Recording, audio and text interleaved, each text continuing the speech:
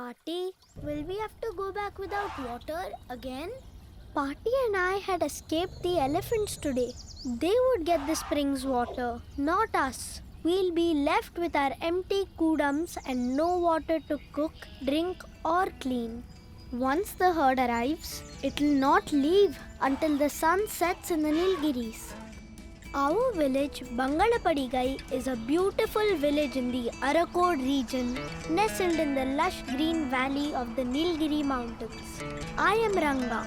We are all Irulas. We have lived on this land for thousands of years, taking only as much as we need. But over the years, a lot has changed here.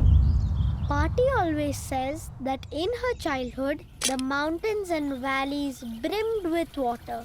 Showered by the rain gods, the forests, the grasslands and the wetlands acted like a sponge, storing stocks of water beneath them. This water sprouted through many springs. The water would flow long after the rain clouds had left, keeping the soil moist and the forests green. We were rich in more ways than one. Water, food and other bounties of nature to build our homes. In those days, they would rarely see a wild animal on the fringes of the forests.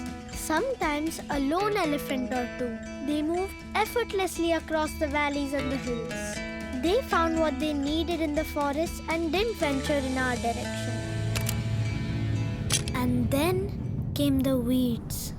Invasive alien plants that spread rapidly across the forests and the grasslands, with some guzzling up most of the water. But the most notorious was Unni Chedi. Many native plants just could not keep up with its quick growth. This spelled doom for the animals who fed on those native plants. The whole ecosystem was under deep crisis. The springs had started drying up and soon we were struggling for water. The elephant visits were only adding to our troubles. Finally one day, the village elders came together to find a way out of our water problem. Parani Ayya marked the water sources for the village. Most of them had either dried out in recent years or were not functioning. Our best hope was restoring the common water spring nearby. If we could do it, we wouldn't have to go far to fetch water and encounter the elephants. Everyone from the village participated. We also built a spring box around it using local stones and mud. Soon, the spring was ready for use. We all felt so proud. That night, the village slept peacefully. But our celebrations were short-lived. The elephants had visited the spring at night. Unable to drink water from the box, they took to the nearby open well and destroyed it.